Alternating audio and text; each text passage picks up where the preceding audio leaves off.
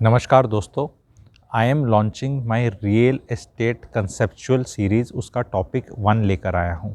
इस सीरीज़ में मैं रियल एस्टेट के बेसिक कंसेप्ट्स को क्लियर करूँगा, क्योंकि बहुत भ्रांतियाँ हैं इन चीज़ों को लेके। एंड वो मैं देखता हूँ सोशल मीडिया के आर्टिकल्स और फॉरवर्ड होते हैं, प्रिंट मीडिया में आते हैं। तो आज का टॉपिक हमारा रहेगा एयरपोर्ट को लेके, क्योंकि एयरपोर्ट को लेके बहुत कुछ हवाबाजी हो रही है। अभी आर्टिकल्स भी वो आ रहे थे, गुड़गांव वर्सेस नोएडा, जेवर और ये सब करके आर्टिकल आपने देखे होंगे। तो आज मैं एयरपोर्ट को पकड़ता हूँ, ठीक है। लोग कहते हैं, एन एग्जांपल मैं गुड़गांव का ही दूंगा जहाँ सुपर स्पेशलाइजेशन है मेरा। तो लोग बोलते हैं गुड़गांव ना एयरपोर्ट की वजह से चढ़ा है, ठीक है। It's wrong. कोई भी शहर एयरपोर्ट की वजह से नहीं चढ़ता, लोलापलूजा इफेक्ट होता है। एयरपोर्ट कौन सा एयरपोर्ट? ये पालम में जो एयरपोर्ट है, इंदिरा गांधी एयरपोर्ट है। ये रनवे है, ये कितने साल से है? कितने साल से? आपको गूगल करके देखना, आज़ादी से पहले का एयरपोर्ट है ये। तो गुड़गांव तो कोई पूछता नहीं था 50-60 साल। तो एयरपोर्ट तो हमेशा था। तो एयरपोर्ट हमेशा था तो पहले क्यों नहीं चला ये? 2003-4 के बाद ही रॉकेट लगा।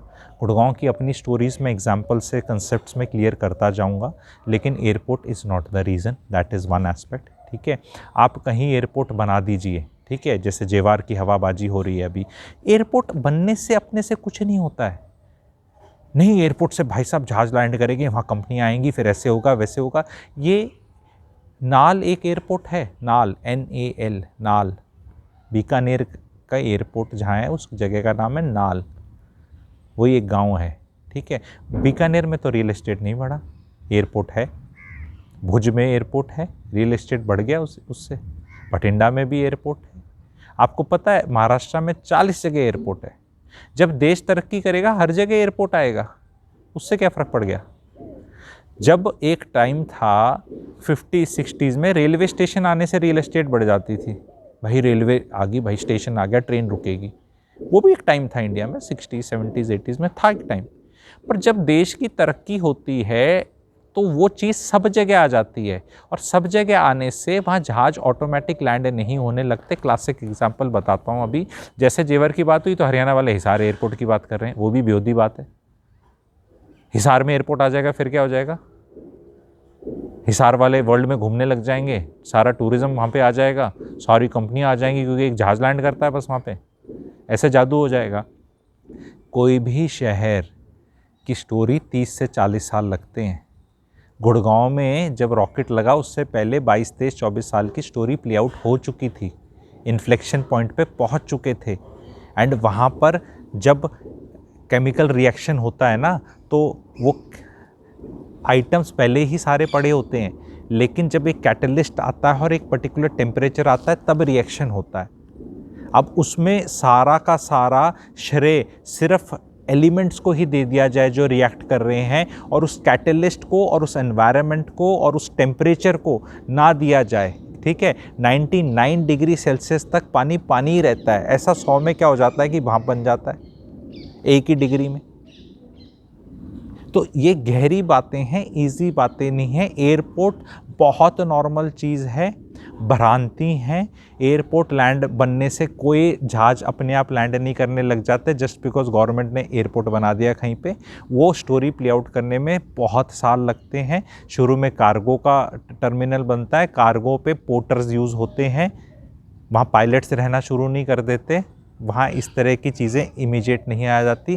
कहीं भी मिडल ऑफ समथिंग बना दो, बहुत इस तरह के आर्टिफिशियल शहरों की लाइफ 60, 70, 80 साल प्ले आउट करती है।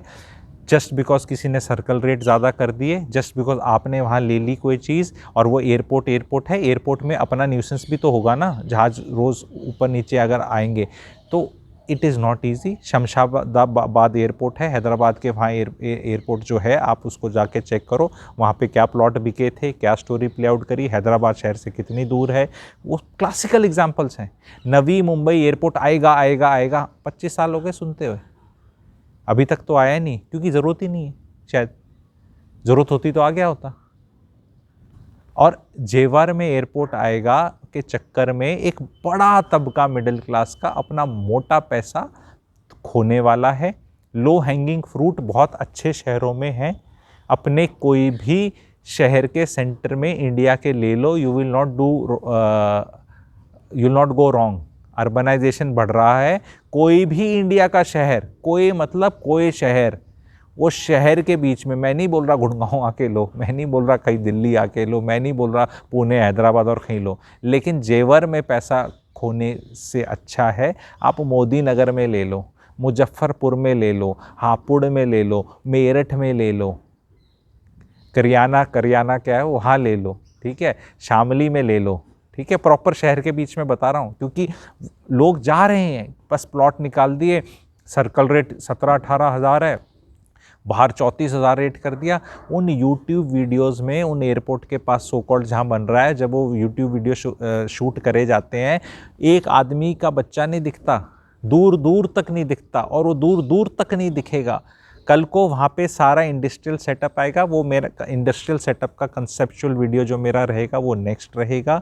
इंडिया में आज सिर्फ मुझे एयरपोर्ट को ही पकड़ना था, ना हिसार एयरपोर्ट से कुछ रॉकेट लगने वाला। हिसार को ज़बरदस्ती हरियाणा वाले जेवर एयरपोर्ट को काउंटर करने के लिए हिसार बोल रहे हैं, भाई कुछ नहीं है, जेवर भी बकवास है एंड हिसार भी बकवास है। रेजिडेंशियल के लिए, देश के लिए तो बहुत अच्छा है, इंडस्ट्री के लिए बहुत अच्छा है, ठीक है, एंड बिल्कुल स्वागत करना चाहिए, लेकिन उठा के जो प्लॉट ले लेके सोच रहे हो, अपने धन का नाश कर रहे हो, लक्ष्मी जी को आगे बढ़ा नहीं रहे। एंड जस्ट बिकॉज किसी ने कितना रेट कर दिया, आगे खरीदने वाला कोई नहीं है, क्योंकि सब इन्वेस्टर ही ले रहे हैं। जो ले रहा है वो कह रहा है कोई आएगा, जो आएगा वो तो ले नहीं रहा, जिसका भी नाम नहीं लोग आएंगे, कंपनी आएगी, मजदूर रहेंगे क्या आपके 24,000 रुपये, तो वो अगला मेरा वीडियो रहेगा। ये मेरे को पहला कंसेप्ट इस चीज़ पे क्लियर करना था आप लोगों का। आई होप मैंने क्लियर किया, क्योंकि एयरपोर्ट जैसे मैंने नाम लिए बहुत जगह ऑलरेडी हैं, बहुत जगह आने वाले हैं, और इंडिया में 150 के करीब एयरपोर्ट हैं, एयरपोर्ट अथॉरिटी ऑफ इंडिया के, बाकी भी मिलिट्री के भी एयरपोर्ट हैं जो कोऑप्ट हो जाते हैं, और वो भी बहुत ज़्यादा हैं। गोइंग फॉरवर्ड इन नेक्स्ट 5-6 साल we may have 300 to 350 airports also. उससे कोई जादू नहीं होने वाला। जैसलमेर में भी एयरपोर्ट है, तो ऐसा नहीं जैसलमेर की रियल एस्टेट बूम मार गई, बस टूरिज्म को अफेक्ट किया, हेल्प किया, ठीक है, बस उतना ही है उसका।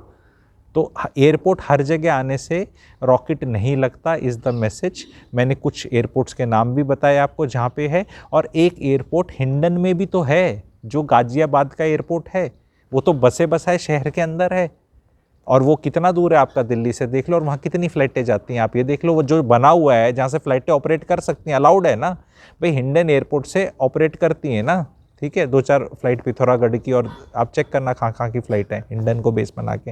हिंडन जो कि गाजियाबाद के अंदर है, वो भी तो एयरपोर्ट है, वहाँ से भी तो फ्लाइटें ऑपरेट कर सकती हैं। तो जेवर में कौन सी बड़ी बात होगी जब हिंडन के अंदर ही आप जहाज़ उड़ा सकते हो, इतनी दूर जाके कौन लैंड करेगा। अगर मैं ऑपरेटर हूँ जहाज़ का, एयरलाइंस हूँ, मैं अपना हिंडन में जहाज़ नहीं उतार लूँगा अगर मेरे को इंदिरा गांधी का वो हो रहा है। इंदिरा गांधी एयरपोर्ट पे तो 4था रनवे ऑलरेडी होने वाला है। यूटिलाइजेशन रेट आप देख लो कितना है उसका, कोविड से पहले कितना था, अभी कितने % है, और अभी 3 रनवे है, 4था आ जाएगा तो कैपेसिटी वैसे ही 33% मोर हो जाएगी, और अभी भी 100% में से 60, 65, 70% पे है। तो 2035-40 तक तो यही सैचुरेटेड नहीं होने वाला। फिर हिंडन वाला भी आपका है, फिर हिसार में भी स्टोरी सुनाई जा रही है, फिर वो जेवर की स्टोरी सुनाई जा रही है। तो स्टोरियाँ तो सुनाई जाती हैं, 20, 25, 30 साल में करण अर्जुन आ जाते हैं, पर वो देखना है कि इंटरवल कितने साल में होगा, उसके बाद फिर वो आएंगे और फिर वो अमरीश पुरी की पिटाई करेंगे। तो वो अमरीश पुरी की पिटाई होने तक कितना टाइम आएगा, तो मूवी में तो वो काम हो जाता है 2-2.5 घंटे में, रियल लाइफ में डेकेड्स जाती हैं। तो इसको बेसिक चीज़ को, कंसेप्ट को अंडरस्टैंड करें। आपने पैसा डाल रखा है वहाँ पे, आपकी पार्टी में स्पॉइल कर दी, गर्म तवे पे ठंडा पानी डाल दिया, तो ऑफकोर्स आप मुझे ट्रोल करेंगे, विच इज़ ओके।